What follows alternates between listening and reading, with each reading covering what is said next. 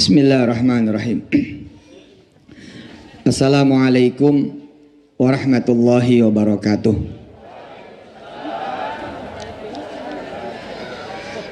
Allahumma salli wa sallim wa barik ala sayyidina Muhammad wa alihi wa ashabihi wa ummatihi fi kulli lamhatin wa nafasin bi'adadi kulli ma'lumin lak adada khalqika wa ridha nafsika wa zinata arshika wa midada kalimatika kullama zakaraka zakirun wa ghafal an zikrikal ghafilun walhamdulillahi rabbil alamin.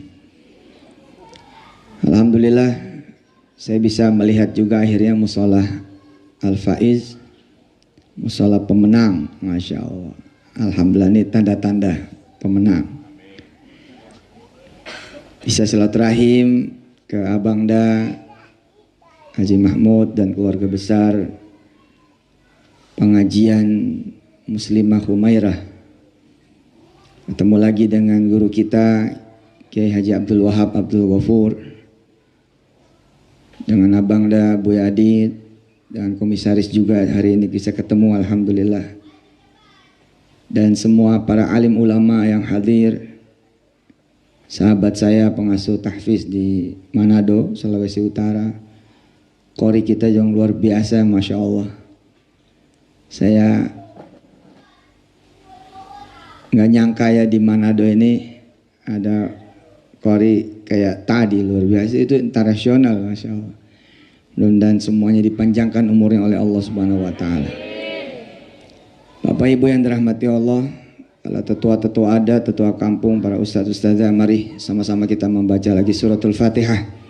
Mudah-mudahan Allah ridha sama pertemuan kita pada malam hari ini. Ala hadhi niyyah. Al-Fatihah. A'udzubillahi minasyaitonirrajim. Bismillahirrahmanirrahim. Alhamdulillahi rabbil alamin. Ar-Rahmanir-Rahim, Maliki yaumiddin. Iyyaka na'budu wa iyyaka nasta'in. Ihdinas siratal mustaqim. Siratal ladzina an'amta 'alaihim ghairil maghdubi 'alaihim waladdallin. Rabbighfir lana wa liwalidina. Amin.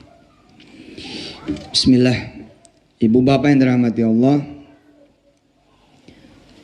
kita harus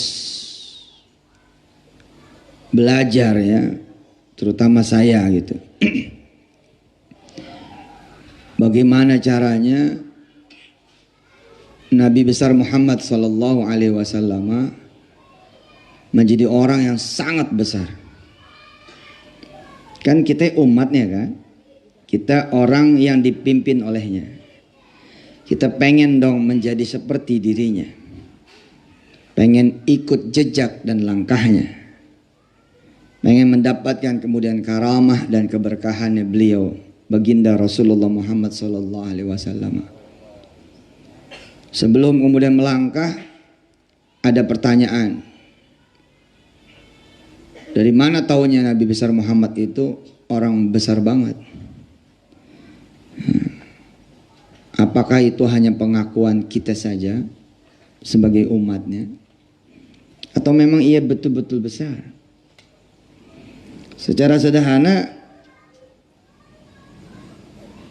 ada jawaban, diantaranya adalah kita ini gak pernah ketemu loh sama Nabi, gak pernah ngelihat Nabi, gak pernah dengar langsung Nabi ngomong, tapi kita ngikut sama beliau. Coba, apa ini bukan sesuatu yang ajaib gitu? Bukan sesuatu yang besar dari sini aja, Pak. Ini bukan orang sembarang orang mesti. Karena seorang presiden, gubernur, bupati, wali kota, bos di kantor, atau suami bagi istrinya, istri bagi suaminya, ibu bagi anak-anaknya, belum tentu didengar kok.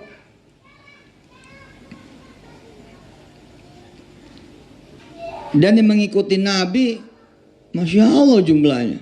Sekali lagi, semua yang mengikuti Nabi pada hari ini, orang lebih sekitar 1 miliar plus minusnya, gak ada yang pernah ketemu Nabi. Jadi emang besarnya besar banget itu. Belum lagi cerita segala kekaromahan dan keberkahan Nabi. Ya. Kita ngikutin petunjuk seorang pengusaha besar saja, lalu kita disiplin mengikuti petunjuk itu. Kita mengikuti petunjuk seorang pelatih dan disiplin mengikuti petunjuk pelatih itu, kita jadi.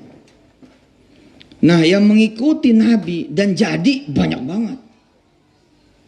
Banyaknya betul-betul banyak dari sejak zaman Nabi hidup sampai hari ini.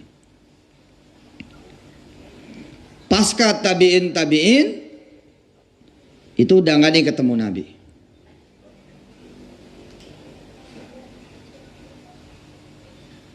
Fa in tuti'uhu tahtadu. Semua kemudian yang mengikuti Nabi, waduh Pak. Ya. Jadi dari sisi ajarannya aja nih, menandakan beliau itu emang pengaruhnya besar. Ajarannya begitu kemudian kita praktekin, pengaruhnya besar juga pada diri kita. Besar sekali pada diri kita. Saya ketika kemudian belajar bahwa mencari uang itu susah, ketemu satu hadis dari sekian ribu hadis, satu doang nih. Pak, kalau bukan orang besar Pak, omongannya nggak bakal ikut besar. Kalau bukan orang hebat, omongannya nggak bakal ikut hebat. Tapi karena Nabi kita orang besar betul, omongannya juga ikut besar betul. Nabi Al-Mujtabal Amin, disebutnya Al-Mujtabal Amin. Al-Mujtaba yakni the chosen one, ya, orang yang terpilih. Al-Amin, the honest one, the most honest man gitu ya, paling jujur.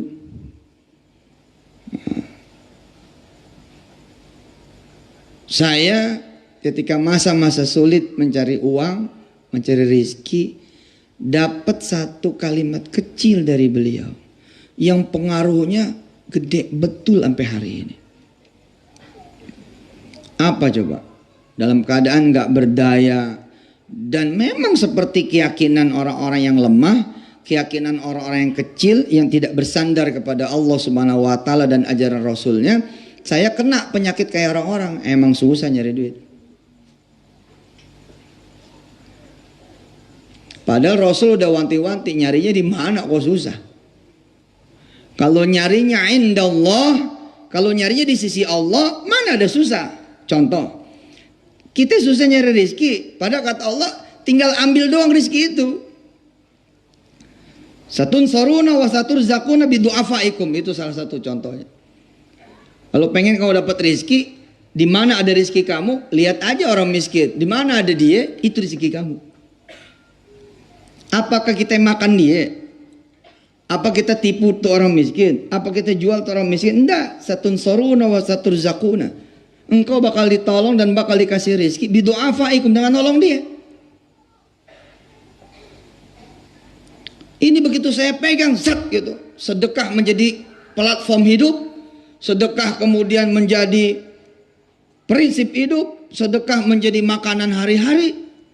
Waduh, naiknya minta ampun, melesat, larinya minta ampun. Orang 1 dikali 700, 1 kali 700. Orang bodoh yang gak mau pakai omongan orang besar, yang berasal dari yang maha besar lagi. Saya kasih contoh yang lain. Ketemu lagi nih satu bait kecil. Irka'li arba'a raka'atin akfika akhirahu. Saya pegang tuh ibu bapak. Serius ini hadis ini. Masa sih?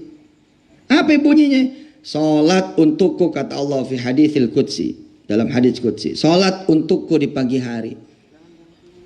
Irka'li arba'a raka'atin akfika akhirahu. Aku antar rezeki buat kamu. Wah, pada saat itu Kiai Pak Mahmud dan semua sahabat-sahabat saya dan ketua panitia, terima kasih banyak beserta seluruh jajarannya. Hampir saya pikir Haji Mahmud nikah lagi ini tendanya. Bagus betul, atau ada menikahkan anaknya, atau kemudian ini terlalu bagus ini buat maulid, luar biasa. Tepuk tangan buat panitia ini. Nah emang harus bagus kalau maulid ya, itu karena buat Rasul. Allahumma sholli wa sallim barik alaihi wa ala alihi. Saya turun naik bis, nyari, ya Allah, nyari goceng, nyari 5.000 perak, nggak ketemu. 99 tuh. Nyari 5.000 Pak, nggak ketemu Pak. Buat beli bahan dagang buat besoknya itu 5.000. Saya dagang es kacang hijau zaman dulu. Naik turun bis, nenteng termos. Kalaupun nggak laku, yang penting ada modal 5.000 lah buat nyambung lagi tanggal besok. Nggak dapet. Itu dapatnya cuma 5 kantong gitu, kali 500 perak 2.500. Sulit asli. Dan itu bisa sampai jam 3 sore. Tiba-tiba Rasulullah ngomong kayak gitu. Di kemudian hari orang-orang banyak juga yang ngomong seperti itu sama saya, seperti saya ngomong pada diri saya. Si Yusuf tuh kalau ngomong enak aja itu. Beneran apa itu? Orang gak punya anak sampai 13 tahun. Begitu jalannya jadi punya anak. Bener apa? Ada orang gak nikah-nikah begitu ngejalanin A, B, C, dan D. Lu nikah. Gak punya rumah jadi punya rumah. Apa iya gampang begitu? Saya zaman itu juga ketika mengenal hadis ini mikir bilang, apa iya gitu? Irka li arba'a raka'atin akfika akhirahu. Kalau saya sholat duha 4 rakaat, bener nih. Saya nggak usah keluar rumah nih. Bakal diantar nih. Demi Allah Pak, kalaulah dagang tidak ada pahalanya, tidak ada ibadah, tidak ada kebaikan, tidak menjadi amal soleh, saya niscaya akan menyuruh yang pengen kaya, udah duha aja. Tapi kan kita nggak boleh begitu. Kita pengen dapat 2 dong daripada 1. Kita dapat fadail dari duha iye, tapi dari tijarah juga iye. Kita pengen fadilah-fadilah dari duha iye, tapi kemudian dari kita bekerja juga iye. Kan kita pengen lebih dari 1 dapatnya. Tapi kalau cuma buat kaya Pak, diem aja di rumah. Udah bener, dia antar. Saya saksinya, sampai nih hari.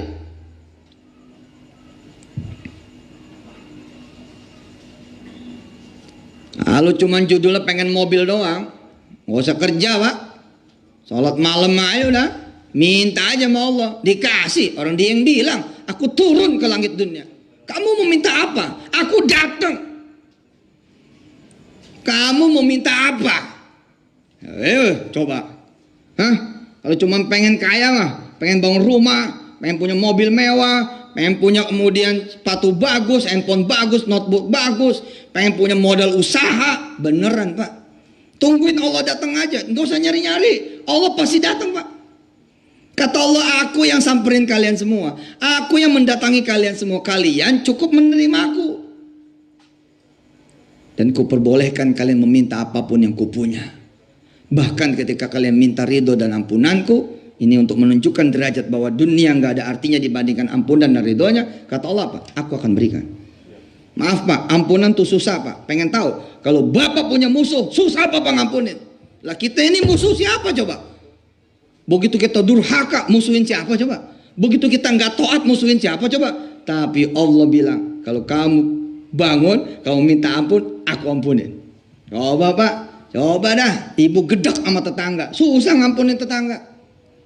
Jangan bilang gampang tuh ampunan. Hah? Kalau bos udah nggak suka, lewat ente, nggak bakal dipilih. Hah?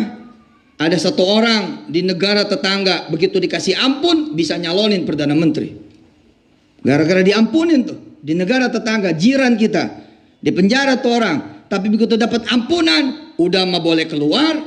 Hah? Begitu dapat maaf, dapat pengampunan, udah mah boleh keluar. Kemudian dia bisa running sama Mahathir Muhammad menjadi Perdana Menteri. Nasib memang urusan lain, tapi keluar kita udah tahu beritanya, dia udah keluar. Setidaknya pernah dicatat bahwa dia akan menjadi the second one after Mahathir. Itu setelah dapat apa? Mercy from Allah Subhanahu wa taala. lewat manusia yang dipilihnya. Kita orang laki, Pak, kalau penguasa dapur nggak maafin kita, Pak, kita makan di luar, Pak. Kita orang laki nih, penguasa dapur rumah, ini penguasa dapur, cuman penguasa dapur ini. Hah? Ini betul-betul pengalaman berarti. Dia marah sama kita nih dan nggak maafin kita. Udahlah, Pak, wala kopi, wala teh, apalagi sarapan. Begitu kita minta, makan sono di luar gitu. Nah, kata Allah, Pak, kamu tinggal bangun, kamu tinggal minta padaku, aku beri. Tapi kan pengetahuan kita tidak membawa kita sholat malam.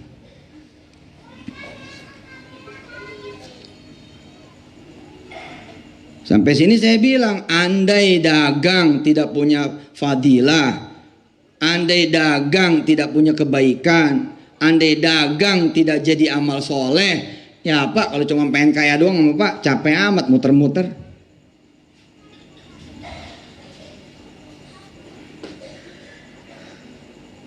Saya 2003 berdoa sama Allah, buktiin hadis ini, doa aja sama Allah. Saya pengen punya pesawat, pengen punya pesawat, pengen punya pesawat, pengen punya pesawat, pengen punya pesawat. Mobil udah jajal dapat, rumah udah jajal dapat, pesantren udah jajal dapat, tanah di mana-mana. Sekali saya minta sama Allah tempat-tempat lebih tinggi daripada tingginya saya. Dan saya minta sama Allah, ya Allah, saya pengen punya nih tanah di mana-mana. Begitu saya umumin pengen punya tanah di mana-mana, tuh tanah datang, Pak.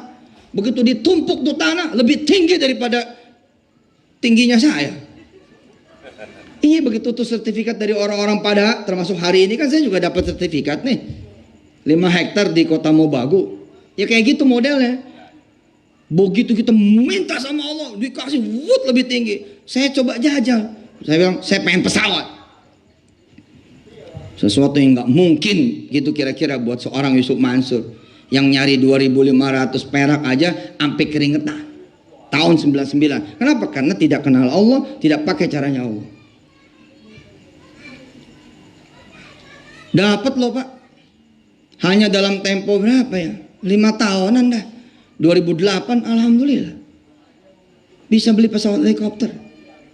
Bahkan ketika saya berangkat beli pesawat helikopter, Ustadz Jeffrey masih hidup waktu itu. UJ. Ada di mana, Kiai? Di Malaysia. Ngapain? Lagi beli heli. Boleh. Ustadz kaya. Gue minjem ya gitu, kata Ustadz Jeffrey. Terus saya bilang, gak usah minjem Ustadz, gue beliin 2. Lu 1, gue 1. Pulanglah saya dari Malaysia bawa heli 2. Saya anterin ke rumahnya. Nih Ustadz helinya, ini remote nih, lu mainin deh sepuasnya. Beli heli kita. Jangan ketawa, itu baru 2008 kan?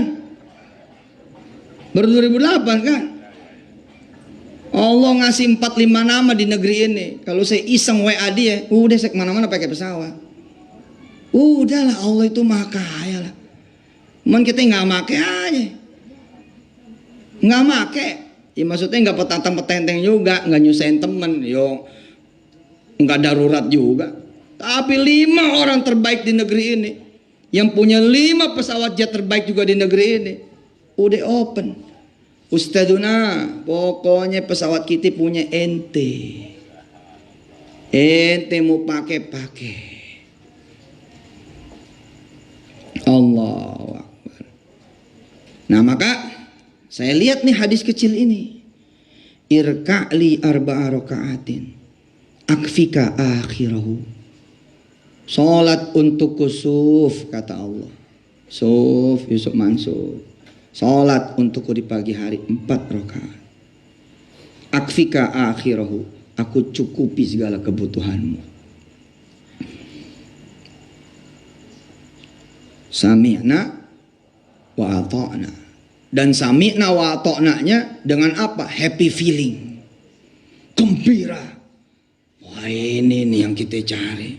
Ini nih yang kita cari.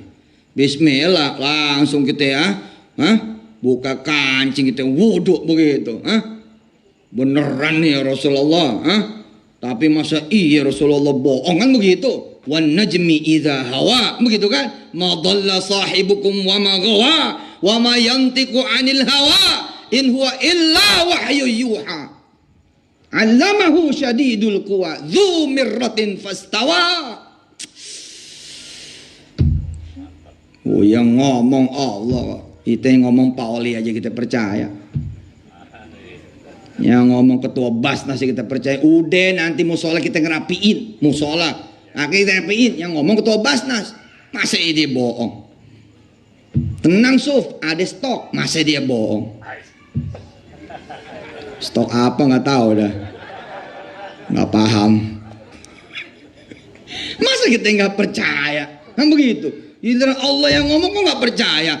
Percaya, siap udah percaya. Seru nih, asli seru. Ayo teman-teman gini ya, kita kan suka nguping omongan orang ya, dengar gitu omongan orang. Tapi giliran omongan Allah nggak kita kupingin, nggak kita dengerin gitu loh. Padahal mau nyari omongan nomor satu yang mana lagi gitu. Oh, dia yang punya rezeki dia, yang punya kekuatannya dia, yang punya kekuasaannya dia. Hah? Gara-gara goib, terus kita nggak tahu.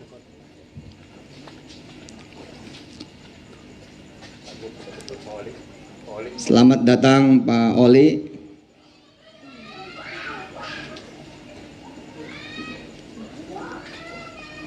Ada beliau dari Sangir tadi ya. Ditemani Pak Mahmud sama Pak Adit. Selamat datang Pak. Wah, istimewa nih malam saya. Makasih.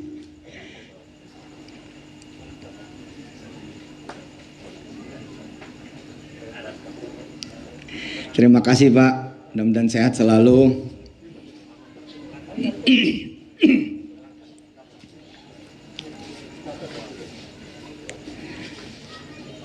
Izin lanjut sebentar. Jadi saudara yang dirahmati Allah, kita ini susah mencari rezeki karena kita tidak mencari bersama Tuhan kita. Dan nggak pakai cara-caranya dia. Nggak pakai cara-caranya dia. Kita pakai cara-caranya kita. Nggak ada berdoanya, nggak ada mintanya. Sederhana loh. Saya ketika membaca satu literatur Pak Oli, saya tuh susah, ngerasain susahnya nyari duit. Turun naik bus, nggak laku Pak, nggak laku. Saya bikin es kacang hijau tahun 99, 70 kantong, 2 termos es. Ngerasa dagang gampang, main jalan aja gampang lah. Masa iya susah dagang sih? Hah? Kita percaya kalau dagang pasti ada yang beli aja begitu. Nggak taunya iya ada yang beli, tapi cuma 5. Naik turun bes seharian 5 kali 500, 2.500. Waduh, sedangkan ini es kacang hijau pakai santan punya. Nah malamnya kita ngaji. Apa kata hadis ditulis di situ? Sini menghadapku kata Allah.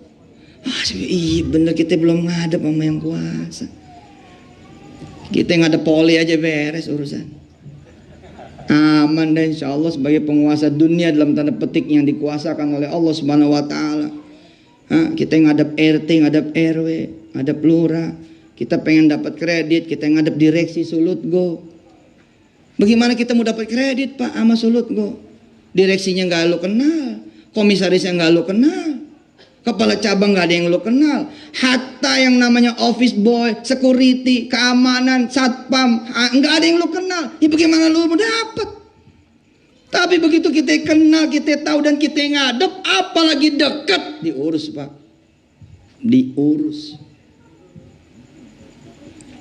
Begitu saya baca, yang bener nih ngadep doang dapat, serius.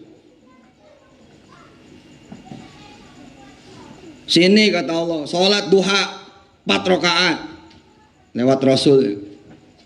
Pokoknya aku antar rizki padamu.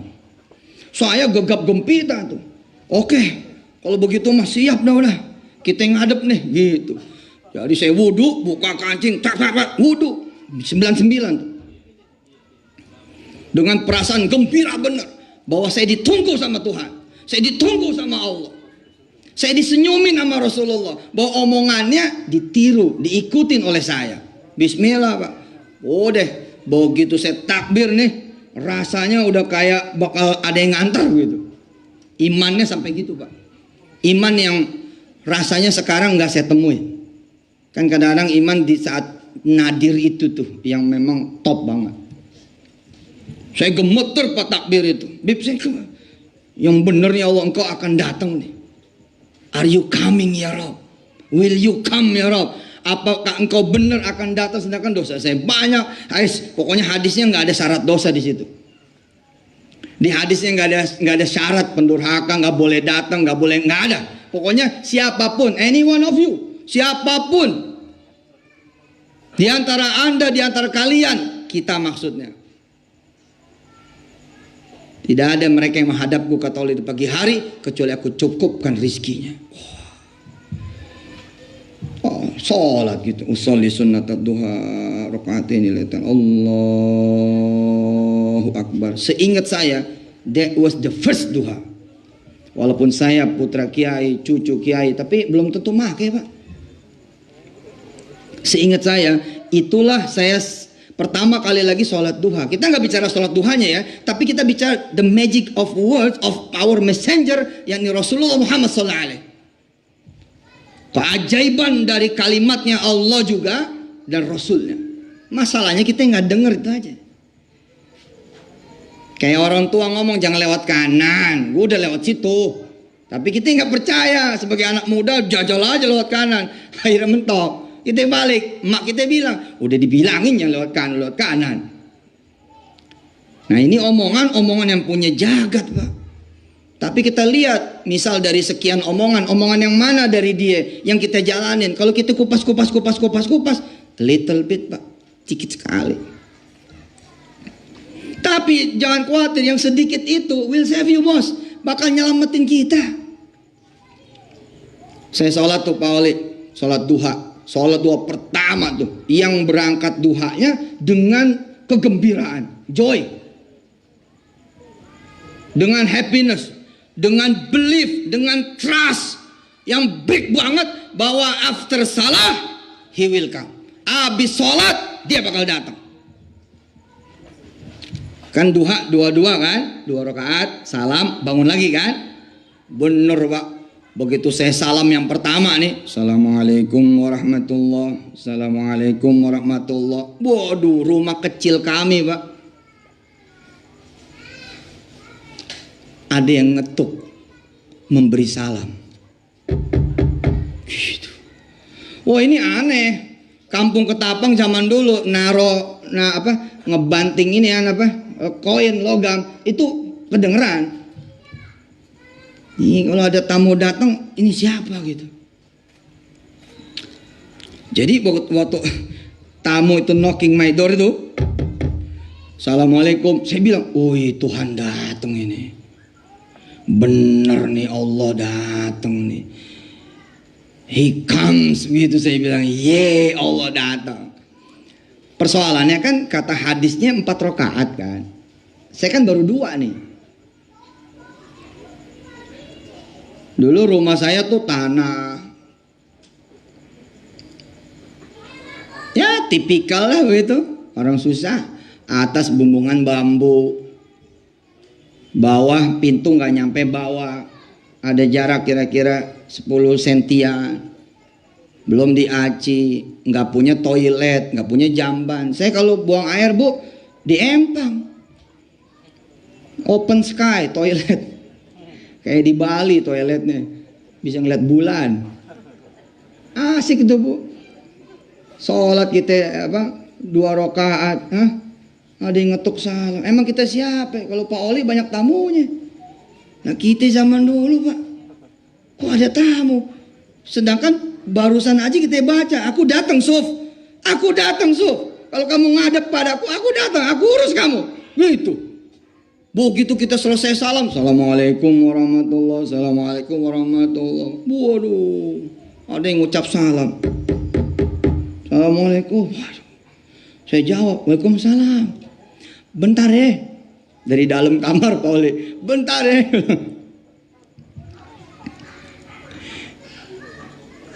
Masih duha, saya bilang gitu. 2 rakaat yang kedua lebih gembira lagi saya. Makasih ya Allah, engkau betul-betul datang. Allahu Akbar. Rakaat yang kedua, 2 rakaat yang kedua saya cepetin. Ini dia udah datang. Kita cepetin sholatnya. Dia udah datang.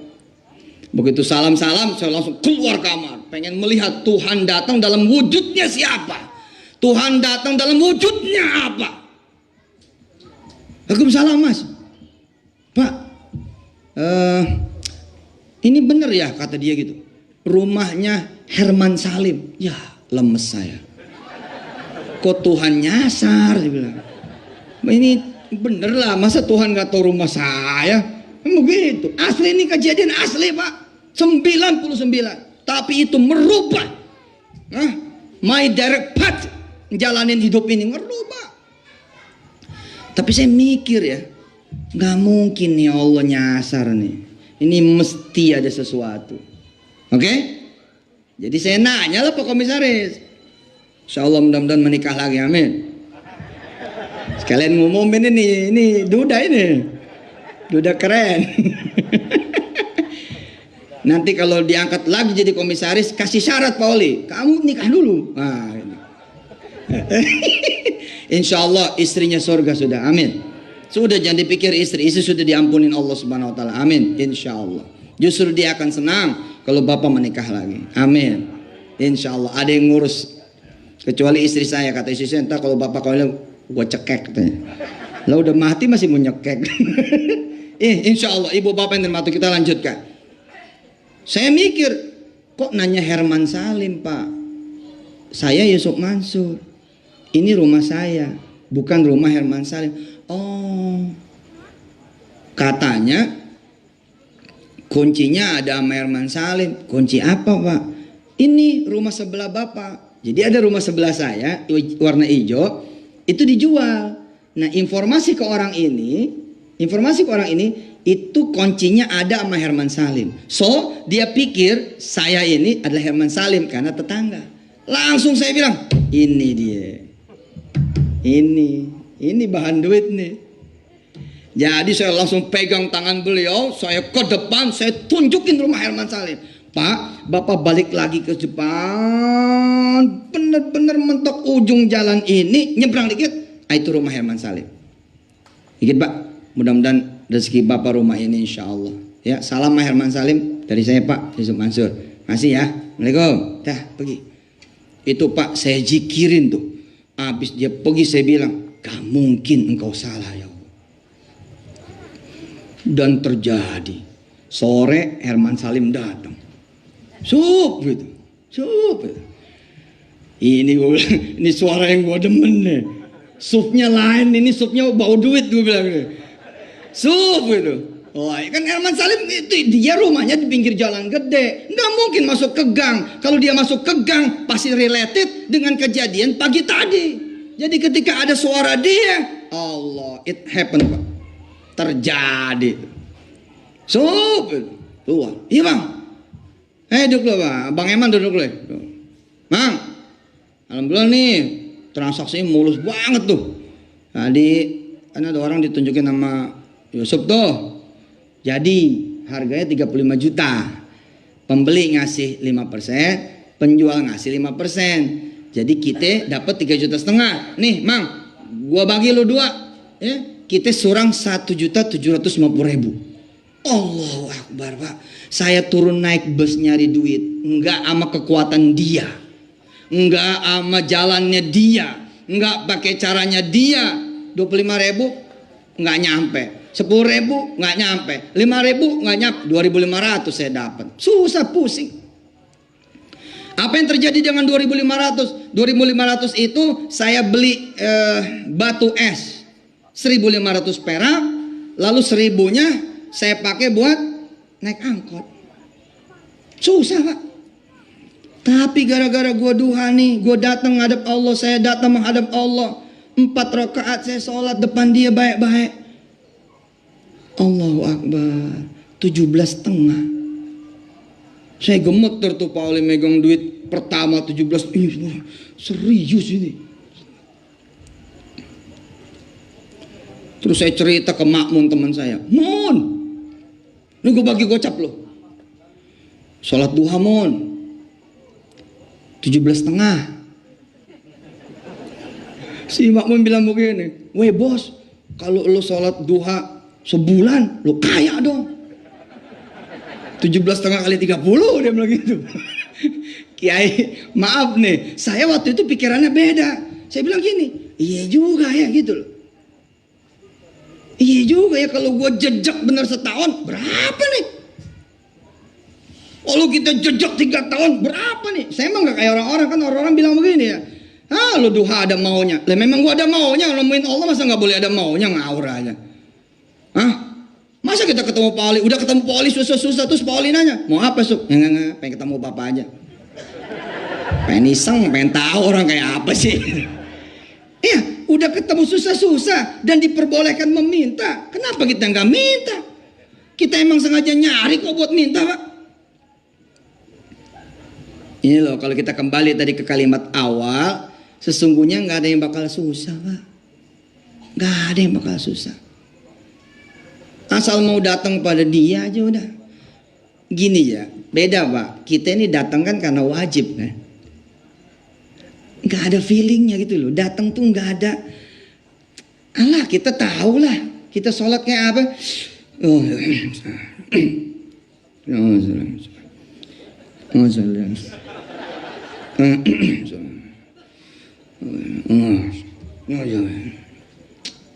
coba aja ngomong sama Pak Oli. Ini berdua begini, set gitu.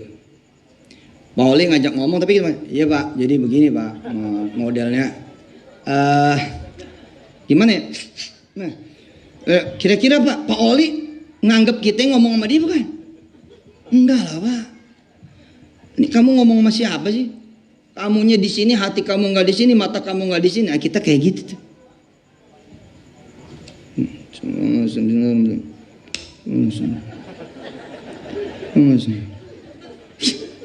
Nyamuk. Hah? Betul nggak? Kita kalau di depan Allah kentut-kentut aja. Padahal kita kalau di depan Pak Oli bagaimana? Kentut dicicil Pak. Di depan orang besar kentutnya dicicil. Pelan-pelan, jangan sampai dia tahu. Buang anginnya dulu kalau di depan Allah berusut coba. Bener nih. Giliran kondangan nih pakaiannya bagus-bagus. Giliran kepada Allah Subhanahu wa taala tuh warna kuning berubah jadi oranye. Mendingan pakai yang merah sekalian.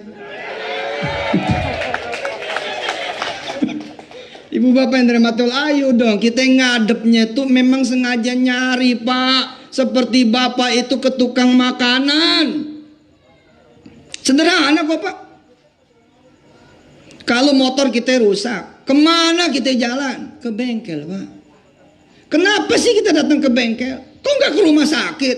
Pengetahuan kita mengajarkan bahwa kalau emang motor kita rusak, ya ke bengkel lah. Di sana ada yang bisa memperbaiki. Pak, ternyata ketika kita datang ke bengkel motor, dia nanya kok sama kita.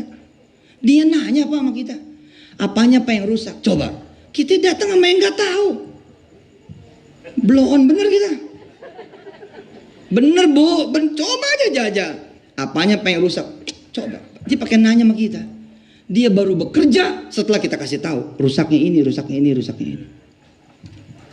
Kita kalau punya mobil sama Pak seperti itu. Kalau rusak, dia pasti nanya, apanya Pak yang rusak? Apanya yang nggak enak? Kenapa dia perlu bertanya? Karena itu bukan miliknya dia. Tapi kalau kita datang kepada Tuhan kita, dia nggak perlu nanya. Karena dia tahu apa yang kita rasa. Kalau kita lapar, apa yang kita cari? Makanan. Kalau kita haus, apa yang kita cari? Minuman. Ketika kita sakit, kita datang kepada siapa? Ke dokter. Dokter juga sama-sama nggak tahunya tuh. Begitu kita datang kepada dokter, dokter nanya juga sama kita. Harusnya kan nggak usah nanya lah. Begitu datang langsung aja bisa obat. Ini jadi masalah gitu. Tetap Pak, artinya apa? Berarti kita nggak kenal Allah sebaik kita mengenal bengkel. Buat motor mobil kita. Kita tidak mengenal Allah sebaik kita mengenal siapa? Sebaik kita mengenal dokter ketika kita sakit. Bahkan kita tidak mengenal Allah sebaik kita mengenal makanan ketika kita lapar, minuman ketika kita haus. Pesan saya malam hari ini sederhana. Perbaiki itu aja. Itu perbaiki dah. Itu aja udah perbaiki dah. Pagi, siang, sore, malam kita deketin dia. Apalagi sampai dipanggil. Hah? Jarang-jarang Pak dipanggil Pak. Coba Pak Fatoni cari Yusuf Mansur. Siap Pak Oli. Itu dipanggil sama dia. Masa kita nggak mau ngadap? Pak Ustadz berkenan ya. Datang ke Pak Oli ya, diterima sama beliau ya. Dia bodoh lah saya kalau nggak datang. Gubernur jadi. Gimana ceritanya? Ibu bapak yang dirahmati Allah, Allah nih Pak udah jadi duluan, bukan bakal jadi Tuhan. Dia udah duluan jadi Al-Hayyu Al-Qayyum. Kekuasaannya tidak akan pernah tergantikan. Dan dia manggil kita, hayya 'alas shalah, tetap aja di dapur. Tuh ketawa ketua panitia, berasa dah. Tetap aja kita rapat. Emang sih ya orang sibuk. Tapi Pak, orang berkuasa dikit aja Pak, manggil kita nggak langsung datang, tersinggung dia. Ini yang maha kuasa manggil loh. Gila, sholat entar-entaran manggil. Belum lagi dia bilang, ntar aku datang di sepertiga malam. Ada sholat malam. Di agama Kristiani juga ada. Hah? Doa sunyi, doa sepi, doa hening, tengah keheningan malam, tengah kesunyian. Kita bersepi-sepi sama dia berdua. Yang punya jagat mau datang ke rumah kita, coba bayangin Pak. Kebayang gak sih? Bila Pak Mahmud sebagai direktur pemasaran bilang sama karyawan, Dek nanti aku bakal ke rumah kamu. Gila. Kebayang gak sih? Seorang komisaris datang ke seorang security di Sulutgo. Mas nanti aku ke rumah kamu. Wah itu persiapan makan udah kayak apa tahu itu. Ini yang punya jagat mau datang ke rumah kita. Kita biasa aja. Kita baru melek kalau Barca lawan Madrid. Baru standby kita. Wah gitu. Giliran Tuhan yang datang, betul gak kayak Wahab? Nggak bakal datang kita. Allah. Jangan begitu dah. Udah di tempatnya tuh, mau kaya sama dia, mau seneng sama dia, mau sehat sama dia, mau punya ini punya itu sama dia udah. Dan satu nama aja, udah dia udah. Satu nama aja, dia. Kisah saya tutup. Biar nggak kemalaman. Sama kisah tukang sate. Ini tukang sate orang kecil nih Pak. Tadi saya bilang Pak Oli di awal, kenapa sih Nabi Muhammad ini jadi orang besar? Karena dia bersama yang maha besar. Kenapa dia jadi kaya betul? Karena dia bersama yang maha kaya. Kenapa dia berhasil betul? Karena dia sama yang maha kuasa. Terus kita sama siapa? Udah gak punya teman yang hebat, gak punya modal yang benar, gak punya kenalan yang bagus, gak punya keluarga yang bisa membackup. Sama Allah kita jauh. Emang kita siapa? Ini ada tukang sate nih, cakep banget ceritanya. Dengerin saya di Antv. Oh gitu. Masa cuman datang doang minta dikasih. Tapi kata si Ustadz, ya kapan lagi kalau nggak ngebuktiin. Jauh sebelum kemudian dia bertestimoni, memberikan kesaksian, dia lakukan itu Pak. Dia dagang ini di depan rukonya orang, atas belas kasihan orang. Dia tuh punya mata, nggak ngelihat ruko. Matanya karena kan kalau tukang sate ngadepnya ke depan kan, bukan ke belakang kan. Ini kan ruko nih, ruko. Terus dia dagang di emperan. Emperan tuh ruko karena ya belas kasih si yang pemilik ruko. Tapi karena dia bakar satenya itu ngadep depan, dia itu punya mata di tanah 4.000. Itu tanah itu 4.000 ngegoda dia, betul. Tapi selama ini dia mikir, gak mungkin. Penyakit orang susah ini. Penyakit orang miskin yang tidak nempel sama Allah. Gak bakalan gue bisa beli, gak bakalan gue bisa bayarin, gak bakalan gue bisa punya itu. Sama dia juga. Terus sampai Allah kasih hidayah, dia nonton kita di TV. Segampang itu kah Ustaz? Kita tinggal tunjuk tanah itu, kita datang pada Allah, terus kita bilang tolong bayarin buat saya. Secara komunikasi yang tidak ketemu dengan saya kata dia seolah-olah menjawab, buktiin aja gitu. Dia lakukan Pak. Dia lakukan. Dia berdoa pagi, siang, sore, malam. Ya Allah, aku tahu yang punya itu punya Engkau. Itu milikmu. Aku gak akan mencari siapa yang punya tanah itu. Karena kata Mansur, itu tanah punya Engkau. Sederhana Pak. Terus saya bilang, jangan datang tangan kosong ke Allah. Ya, itu datangnya tangan kosong begini terus, gak pernah begini. Datangnya jangan tangan kosong Pak, beda Pak. Si tukang sate begini juga sama begini. Jadi dia bakar yang pertama itu buat Allah. Wih, keren banget Pak. Jadi sebelum ada yang beli nih, begitu rapi, standby, dia langsung bakar sate. Buat siapa? Buat Allah. Ya, tukang becak dia kasih, tukang ojek dia kasih, ada orang gila langganan dia tuh dia kasih. Pokoknya buat Allah dulu, dia layanin Allah. Kurang lebih 3-4 bulan Pak. Ada pelanggan sate yang ini hari-hari biasa ketemu, ngomong begini, Pak, pindah aja ke depan. Pindah ke depan mana? Iya ke depan. Mau nggak? Emang punya siapa? Punya saya. Masa punya bapak? Iya punya saya itu. Tadinya mau saya jual, udah mau saya pasang pelang. Tapi saya pikir-pikir, ini cerita si tukang sate. Mendingan ditahan lah, sebentar lagi pintu tol Kunciran bakal dibuka gitu. Sayang amat jual sekarang. Udah, di itu aja dulu, diberkahi kalau istilah kita tuh diberkahi. Pakai Pak, 4 bulan Pak, 4.000 meter Pak. 4.000 meter kalau kali 2 juta, 8 miliar loh Pak.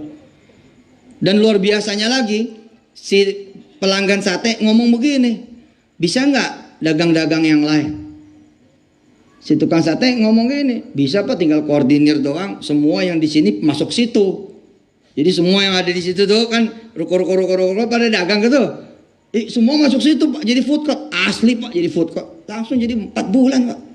Percepatannya mengagumkan. 4 bulan. Langsung jadi orang kaya itu. Deh. Coba deh. Yang kurang-kurang deketin sama Allah. Cari apa yang dia suka ya. Oh, dia sukanya nolongin anak yatim. Tolongin anak yatim. Apa yang dia suka ya? Dia suka kalau kita taat sama orang tua. Kita taat sama orang tua. Dia sukanya apa ya? Dia sukanya kita jangan buka aib orang. Jangan ngomongin keburukan orang. Oke, kita nggak buka aib orang. Kita nggak buka. Kenapa? Takut dia nggak suka. Oh, cari apa yang dia suka. Oh, dia sukanya kita baca Quran. Dia sukanya kita duduk sama orang soleh. Dia sukanya kita datang ke masjid. Pokoknya apa yang dia suka jalanin. Tadi suka balik sama kita, beres urusan dunia akhirat. Pengennya kita lama nih. Ya, tapi kan saya tiap hari di TV juga. Ya, kalau kangen-kangen buka aja TV-nya. Insya Allah mudah-mudahan Allah bikin Sulawesi Utara damai, tenang, tambah maju, tambah sukses. Bandara atu-atu udah pada dibuka. Ya, mudah-mudahan tahun depan bandara di Bolmong itu juga jadi. Sehingga saya kalau visit ke pesantren Darul Quran di Kota Mubagu, insya Allah tinggal berangkat direct ke Kota Mubagu.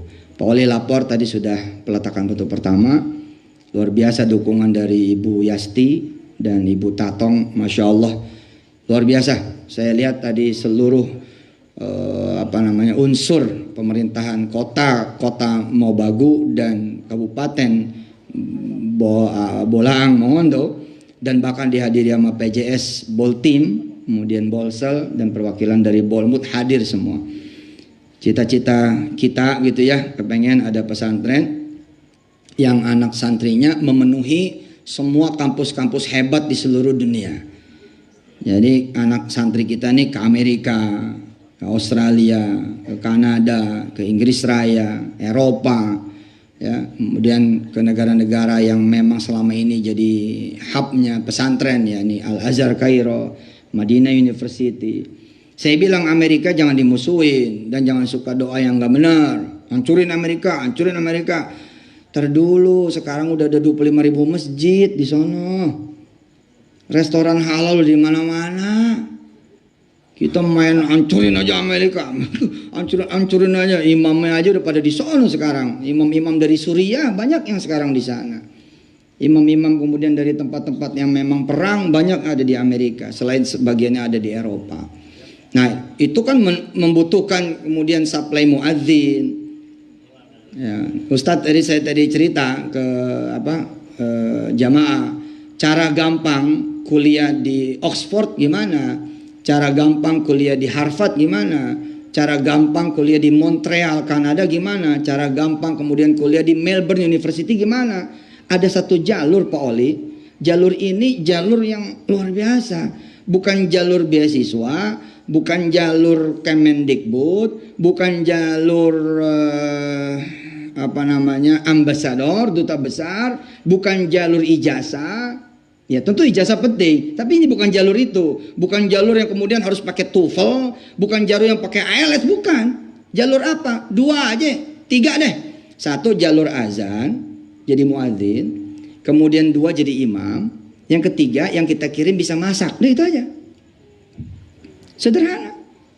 Orang nanya, masa sih cuman jadi muadzin bisa kuliah di Qatar University? Iya sih bilang. Nggak percaya loh.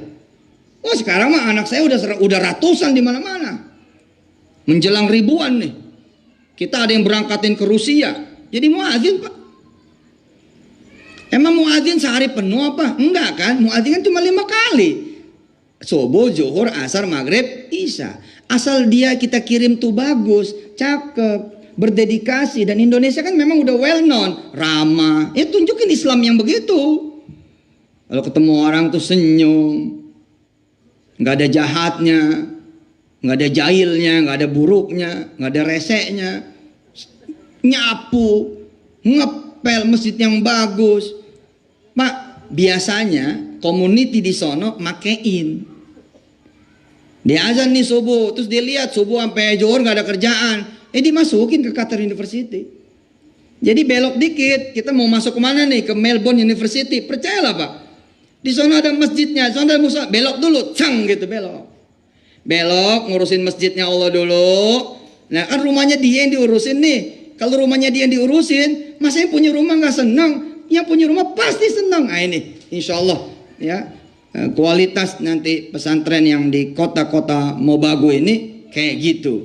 Dan kalau sudah judulnya community, itu anak-anak kita rata-rata jadi pengusaha Pak.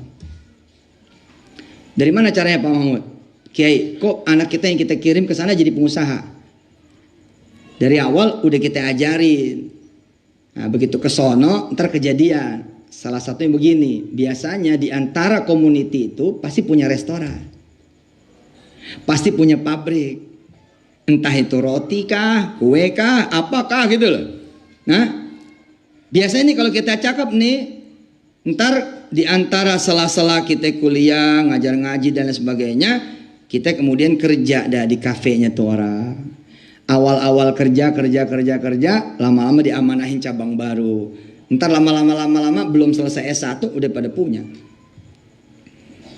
Salah satu kemudian yang membuktikan itu anak saya pribadi, Wirda. Ya, ada yang kenal Wirda di sini? Ada yang tahu Wirda? Alhamdulillah. Wirda itu dari awal alhamdulillah Pak Oli dia SMA-nya di New York. Kemudian pindah ke Washington DC. Di sana dipernahin sama orang-orang sana. Pernahin, kemudian menjelang akhir dia bilang bosen di Amerika, pindah ke Inggris. Padahal udah dapat I-20 tuh, udah dapat visa pelajar. Terus dia ke Oxford, Inggris. Sampai sana blang deket sama satu family Muslim di sono, punya kafe di sono. Emang juga. Nah, itu kan weird. Enggak, anak-anak saya begitu. Sebagai penutup, santri-santri saya kasih tahu, kamu kalau ke Mesir cari perempuan Mesir sebanyak-banyaknya. Saya bilang sama santri saya yang laki-laki, kamu nanti kalau ke Mesir cari perempuan Mesir sebanyak-banyaknya. Saya bilang ketika mereka anak-anak saya ke Turki, ke Istanbul, kamu cari perempuan Turki sebanyak-banyaknya. Begitu juga nasihat saya kepada putri-putri kami yang berangkat kuliah di luar negeri. Saya bilang, kamu nanti cari laki-laki Mesir sebanyak-banyaknya. Gitu Ustaz. Kalau anak kita ke Inggris, cari laki-laki Inggris sebanyak-banyaknya. Cari bule sebanyak-banyaknya. Kenapa? Karena mereka akan jadi karyawan kalian semua. Karena kalian akan buka bubur Manado, tapi di tepi sungai Nil. Bukan main. Nanti diresmikan Pak Oli sama saya ya berangkat. Iyalah, mikirnya masa belajar doang tanggung amat. Tanggung amat. Umat Islam sekarang suka begitu. Haji aja, jangan mikirin dagang. Gimana kamu? Orang kitab sucinya aja 2 lembar tentang haji, itu sepertiganya tentang dagang. Seakan-akan Allah bilang, kamu tuh bodoh kalau pergi haji nggak bawa dagangan. Dari seluruh Nusantara berkumpul, dari seluruh dunia berkumpul, kok bilangnya haji aja. Emang haji sebanyak apa? Selama apa? Orang haji segitu doang Pak.